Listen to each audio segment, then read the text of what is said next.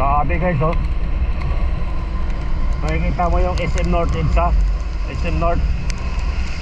Sobrang dilim mo, taas nila.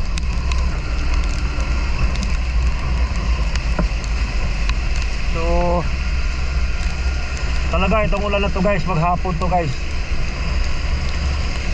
Kaya doon po sa mga kababayan natin na wala namang lakad, mananatili na lang po tayo sa bahay. Huwag na lang po tayo lumabas kasi baha po. At saka magmasid po tayo sa paligid natin, lalo na kung kayo ay nasa mababang lugar. Magmasid po tayo, baka binabaha na po tayo. Ano po? Hindi nyo po alam na sa loob na kayo ng bahay, hindi nyo po alam na yung labas pala binabaha na, hindi na rin kayo makalabas, baka lumubog na. So mapagmasid po tayo guys, makinig sa balita at mapagmasid po sa paligid kung ano ang nangyayari.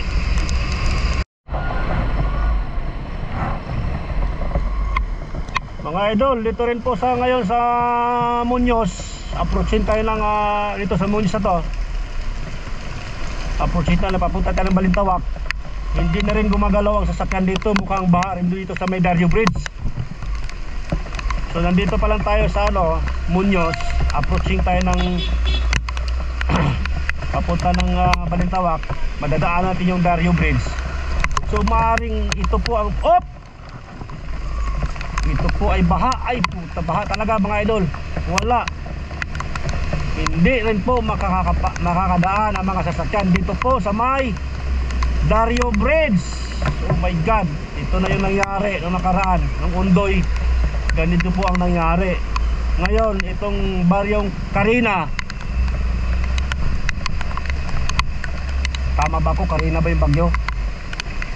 So ito po ang nangyayari dito ngayon mga idol. Barado na rin po ang EDSA northbound. Approaching tayo ng Dario Bridge, so walang makakadaan.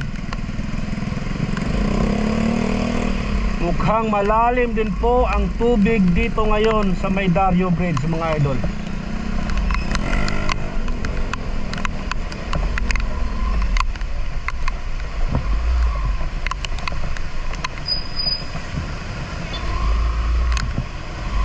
Oh my god.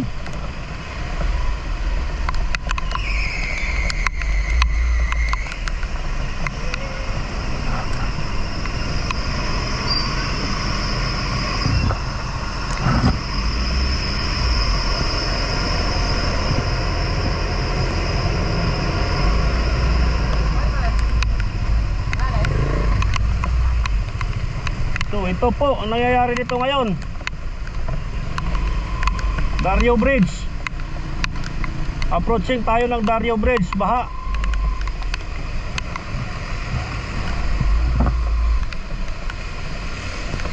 Ayan puta na gadibdib na yung tubig.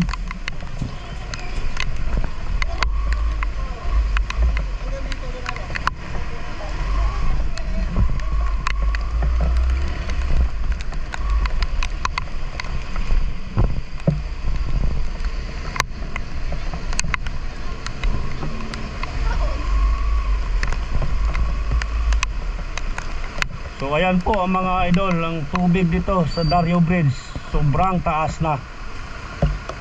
Walang makakadaan. Ganito po ang nangyari sa amin nung Undoy. Nung panahon ng Undoy, ganito rin po. Pero mas malakas ang tubig nung panahon ng Undoy kaysa dito ngayon. So walang makakadaan. Ayan.